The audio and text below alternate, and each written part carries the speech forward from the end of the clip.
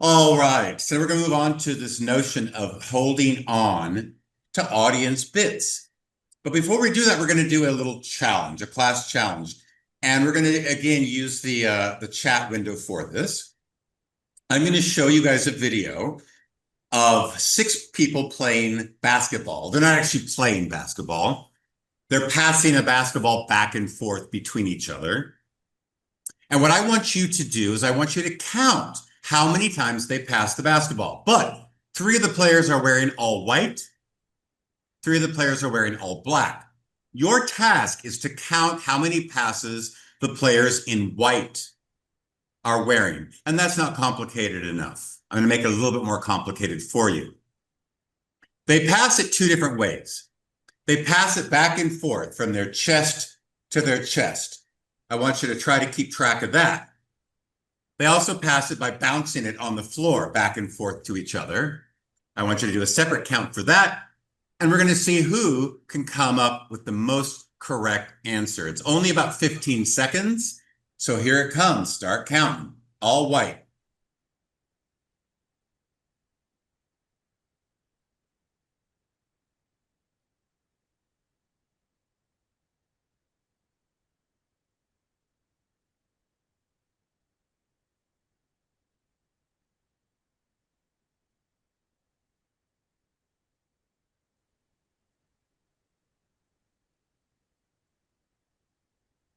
All right. In the chat window, put in what you think the chest-to-chest pass numbers are.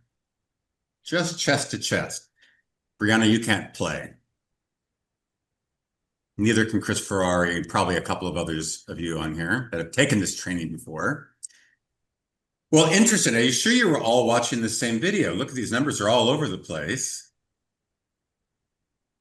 All right, how about bouncing? Bouncing on the floor. How many? 3, 2, 5, 9. 9. 5, 3, 6, 6. Wow. Okay. And how many of you just say yes in the chat window if you were distracted by the gorilla?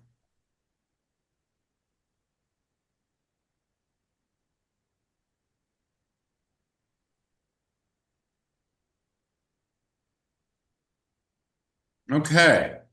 So some people were, some people weren't, some people just didn't even see it. Let me show you the video again. I'm actually going to zoom in a little bit. I'm going to zoom in because this gorilla is actually really hard to spot. So we're zoomed in a bit. You got to look really closely. No counting this time, of course. But watch quick because it's very fast. You hardly will notice it at all.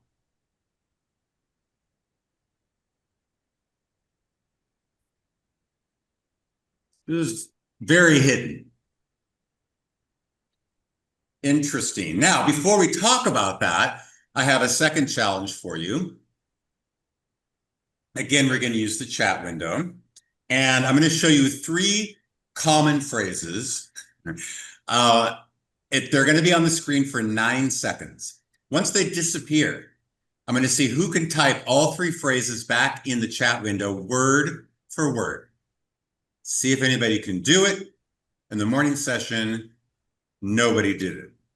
So see if you guys can do it. Here come your three phrases. Oops, sorry. Oh, went the wrong way. Is that actually 9 seconds?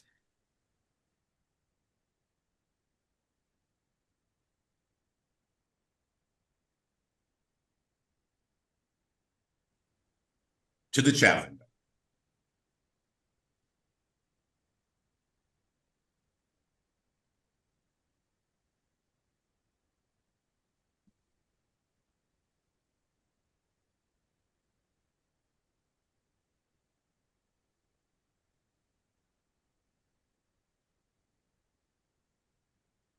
I'm reading. I feel like I saw one that might have been partially correct.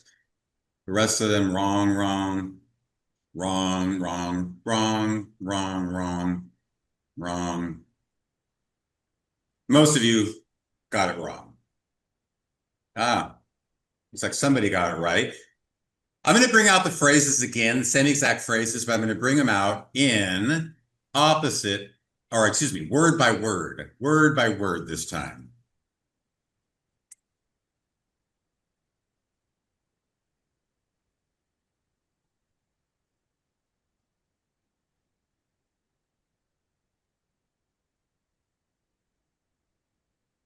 Everyone see what they missed? So now we can talk in person. Come off mute. Why do you think so many people miss the gorilla, folks? Because our brains filter out unimportant information. Our brains, Wasn't why does it part do of that? it wasn't part of the instructions. Okay. So what was your brain doing? Focusing on the bouncing. On the task. Focusing. Yeah.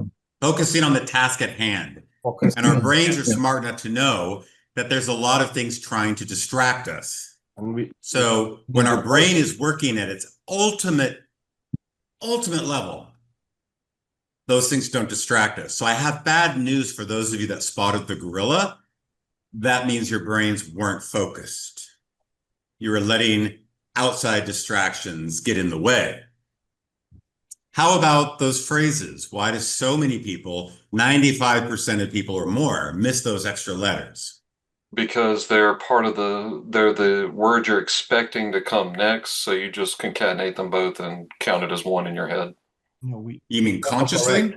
No, not consciously. It does it in the background. You have Because to we actually make sure to look for things like that.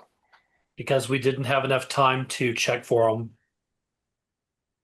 Okay, but you got all the rest of the words right. There you go. Vince got autocorrect. Autocorrect. That's why I type Yeah. everything I see and I don't miss it. I'm sure a lot of you probably do a lot of speed reading. I know with emails, I speed read a lot, which does cause me to miss things from time to time. We are bombarded with data all day long. Bits, what I call bits of data, 2 million bits of data coming at us, even while you're sitting where you are today. You might have a pet at your feet. You might have somebody cooking in the other room. You might hear a siren outside. You might see something over here moving, the wind, the curtains, who knows? Because these bits affect all of our senses. And 98% of the time, there's nothing really we can do to prevent them, unless you want to build your home office in a soundproof booth. But most of us don't have that luxury and don't want that. As a presenter, even when you're in person, and by the way, I should have prefaced my training today by saying that a lot of this training applies to in-person presenting and Zoom training as well. But I really hope you guys get an opportunity to be out in front of people. And when you're in front of an audience of 10 or 15 or 20 people, there are distractions. People get distracted. I'll give you a little anecdote. Back when I worked in Seattle, our offices were right on the waterfront next to this big park in Seattle. And every summer, they had the Hemp Fest, hemp with an H-E-M-P, Hemp Fest Festival in the summer, Friday, Saturday, and Sunday. Friday, Saturday, and Sunday. And so we did a 2-week new hire boot camp for SEs there. And I would be training on a Friday, and I'm facing the audience. The audience are all looking out towards the main street.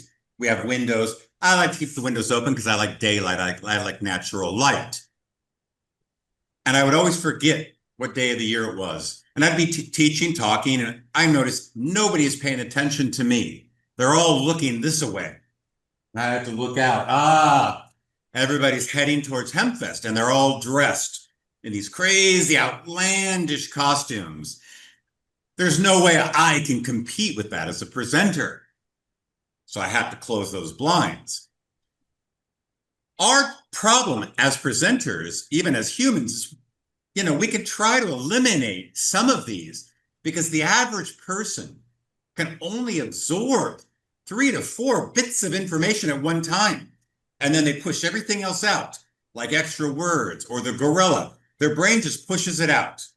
And only a couple of things get their bits. They get control of their bits. Now, when I would do this training in person, I would always ask my audience to please put their laptops down during my training. And at this point in the training, I would explain to them that I didn't ask them to put their laptops down because I don't feel like I personally can keep them engaged, that they're going to get bored listening to me. That's not really what my concern is. I know that all it takes is an email notification pop up at the bottom of their screen, and their eyes are going to go to that notification. That's one bit of information. I've just lost their eyes. Now they're reading a little bit of the message. They can see what it says. And they're now immediately thinking about this sale that looks like it may possibly collapse. That causes them to think about their family because they have an upcoming vacation they're all planning on. But if he loses the sale, he may lose that commission. If he loses the commission, there's not going to be a family vacation. How's he going to tell his family? Now he's thinking about that. Now he's getting hot and sweaty and nervous and anxious, feeling all the emotions of the fear of work and family life and everything, which causes him to chow down and binge eat his cookie from his lunch. 1, 2, 3, 4, 5, 6, 7. 7 bits of information stolen from that audience member, and I had absolutely nothing to do with that as a presenter. Had nothing to do with my skills as a presenter. It was simply from an email notification. That's how easy it is to lose your audience, to lose what I call your audience's bits. And that makes me mad. That pisses me off. As a presenter, I say, no, those are my bits. You give me your bits. But I have some bad news for you. As a presenter, you have to earn your audience's bits. The audience, no matter who they are, the global audience at a sales kickoff meeting, or one of our breakout sessions, audiences are not responsible to focus on the presenter for the duration of their presentation. No, it's the presenter's responsibility. And in this case, it is your responsibility to keep your audience engaged as much as possible and try to fight all these other bits that are trying to steal your audience away from you. And that's hard to do because there's so many things the audience can do nowadays. Oh, I got to check that new TikTok. You know, maybe that's more important than listening to the CEO speak. Who knows? I know what's going to save us. I will share slides like this. This is what's going to keep my audience engaged, right? Right? No. No. This does not engage audiences, whether you're presenting over Zoom or whether you're presenting in person. I had an SE come up to me from my last company who had gone through my training, and he came up to me during one of our sales conferences. And he said, Chris, you know, I have to tell you, I did a presentation about a month ago at this customer site, and I was really disappointed. They were all getting on their phones during my presentation. I thought that was really rude, disrespectful. And I said, well, tell me something. I have a question. Do you remember what you were doing when you noticed the audience starting to hit their phones? Were you in the middle of a storytelling moment? Were you using an analogy? Were you doing audience participation? Were you showing them a demo? Were you showing bullet list slides? And he said, yeah, okay. I understand. I get it. Yes, I was showing bullet list slides. And I said, well, I have bad news for you. The fact that you've lost your audience, that was not their fault. They were not being rude. That was your fault. Your responsibility, and you failed. You made them want to get on their phones. It's a tricky part of being a presenter. It takes a lot of skills and work to keep an audience engaged for the duration of 45 minutes to an hour. But you can do it. You saw this a month or so ago in my Zoom meeting. Nobody came to this meeting with you to sit and watch a PowerPoint for an hour. If that's all they came for, you could have just sent them the PowerPoint and let them read it in their own time. That's not why they're there. They're there to see you. They're there to watch you give your information to them with your passion, with your knowledge, all of your anecdotes, your customer stories. The PowerPoint is supplemental, but it should not be what you're relying on to keep your audience engaged. So what we're going to do is an activity. This is one of my favorite activities. And I want to tell you that I have done this activity for 15 years. I have done this activity in London. I've done it in Amsterdam. I've done this activity in Mumbai, India. I've done it in Australia. I've done it in Tokyo. I've done this activity in China, in Beijing, China. I'm telling you that now, and I'll tell you more a little bit later. What I'm going to be doing, it's not going to be quite as you're seeing it on the screen because we're not in person. This is how we would do it in person. What I'd like you all to do right now is I want you to think of a presenter. Think of somebody that you've seen present either in person or on TV. Could be a politician, it could be a personality, it could be somebody in technology, I don't care. Just somebody that you feel is a really good presenter. And then I'm going to be breaking you guys into some breakout groups like you did yesterday. And you're going to have 10 minutes in the breakout group. As soon as you get into the breakout group, you don't have to share who you're thinking about. That's not the point of this activity. What I want you guys to start sharing are attributes. Tell your team, this is why my presenter is good. They've got a strong, commanding voice. They're this, they're that.